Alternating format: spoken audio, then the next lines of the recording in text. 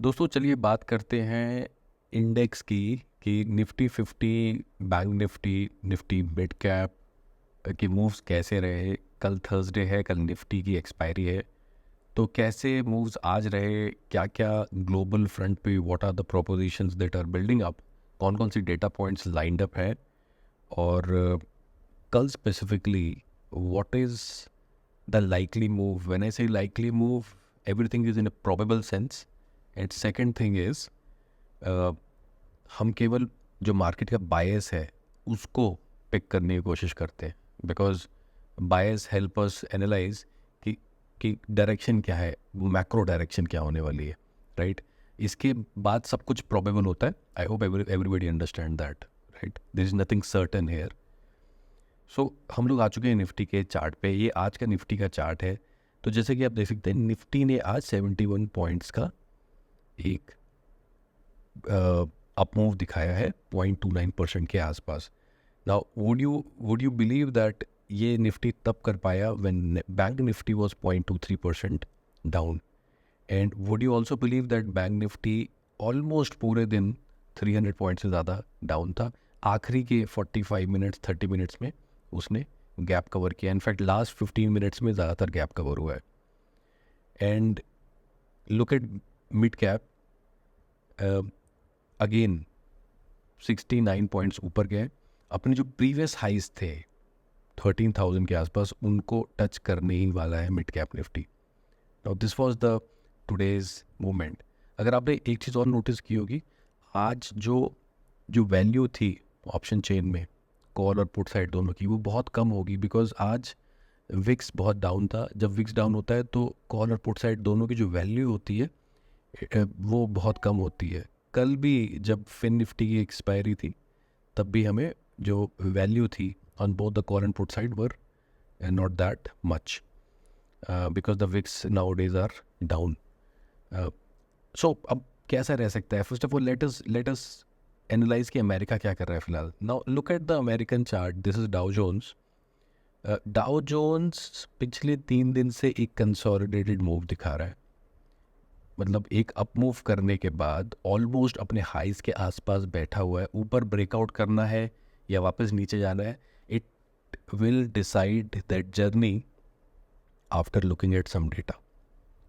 So Dow Jones have given us a up move, now it is consolidating. Same हमें कहीं ना कहीं Nifty में भी देखने को मिल रहा है। क्या निफ्टी में जैसा हमने देखा कि निफ्टी में भी एक अप मूव अच्छा आ चुका है। 3 दिन से लगातार हल्की हल्की अप मूव आता हुआ देखने को मिल रहा है। कोई 200-300 पॉइंट्स का अप मूव नहीं है, 50-60 पॉइंट की रेंज में घूम रहा है। तो यहाँ पे भी कंसोलिडेशन एक रेंज दिखाई दे रही है। S&P 500 देखें अगर आप, तो वहाँ पे भी एक अप मूव आने के बाद now it is consolidating. All time level high को ब्रेक करके ऊपर जाना है कि नहीं, it will depend upon certain data. कौन सी डेटा है? Let's move there. जो डेटा है वो हैं आने वाले थर्सडे के, यानी कि कल ये डेटा आने वाले हैं। वो कौन कौन से डेटा हैं? वो है काउंटिंग जॉबलेस क्लेम्स, कि कितने लोग हैं जिनके पास यूएस में जॉब्स नहीं है, कितने क्लेम्स अप्लाई हुए, उनका कंपैरिजन होगा month on month and year on year. Initial jobless claims 4 weeks average का कंपैरिजन होगा। S&P global composite PMI, S&P global manufacturing PMI, यानी कि somebody will ask what is PMI. So PMI basically released on a monthly basis is a leading indicator gauging US private business activity in the manufacturing and service sector. The data is derived from the survey to senior executive, each response weightage according to the size of the company. So ये service और manufacturing दोनों field में होता है। सर्वे responses reflect the changes, if any, in the current month compared to the previous month and can anticipate changing trend in official data. So इसमें क्या क्या होगा? Industrial production, employment and inflation को नज़र में रखते हुए ये डेटा देखा जाता है, right. A reading above 50 indicate that the private economy is generally expanding, a bullish sign of USD. यानी कि अगर ये डेटा 50 से ऊपर आता है, it means that the economy is robust. सो ये सब डेटा होगा, आप देख सकते हैं पहले भी ये डेटा आया था, 50 से ऊपर आया था, इकोनॉमी रोबस्ट थी। इस बार भी ये डेटा आने वाला है, और इस बार जो डेटा आने वाला है उसके कंसेंसस जो हैं वो हैं लगभग 54 के, राइट। तो अगर कंसेंसस से मिलता जुलता डेटा आया, basically we are talking about global service PMI का। मैन्युफैक्चरिंग जो पीएमआई है वो ठंडा एक्सपेक्ट कर रहे हैं लोग 50 से नीचे। सो अगर 50 से नीचे आएगा तो इकोनॉमी ठंडी है, which will again fuel up the probability of rate cut. Now people are saying the rate cut is extremely certain, right? This data will not be relevant, but this data बिल्कुल market में spark generate करेगा, metals में भी, in the stocks also, in the indexes also. ये data हमेशा spark generate करता है और इस बार भी ज़रूर होगा। होमलेस सेल्स का डेटा होगा, राइट ना। उसके अगले दिन फेड चेयर की स्पीच भी है, इन डेटा को भी वो मेंशन करते हैं अपनी स्पीच पे। So all this datas are coming up, so market is consolidating.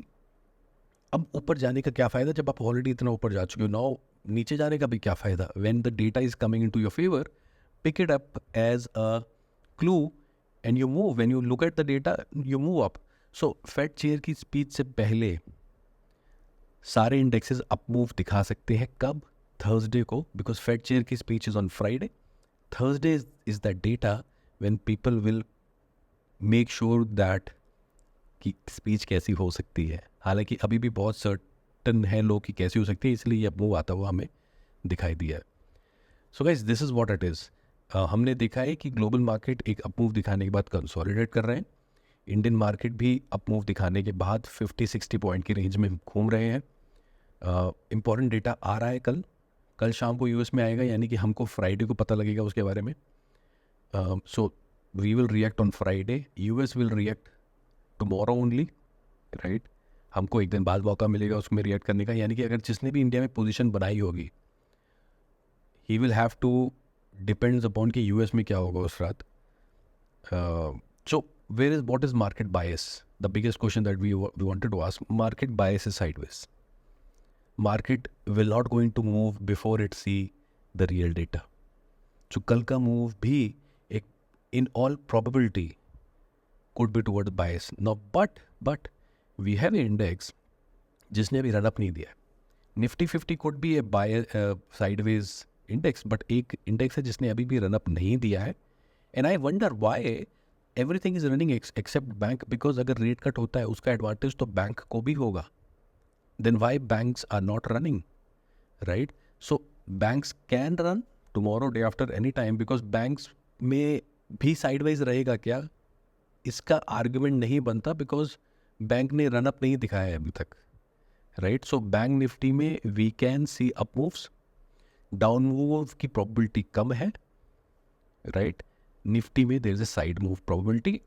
Also in mid cap there is a side move probability, because mid cap के पास क्या reason है all time high को cross करने का before watching the data, right? So guys, this is what it is. Keep these things in mind and just figure out कि चीज़ें जो हो रही हैं वो किसके basis पे हो रही है, right? क्या reason है चीज़ों के होने के पीछे, और जो reasons हैं वो क्या कल lined up है, परसों lined up है, कि उसके बाद lined up है। Because whenever they are lined up, उसके बाद ही रिएक्शन आएगा, right. So guys, this is what our analysis is. Thank you so much for watching the video.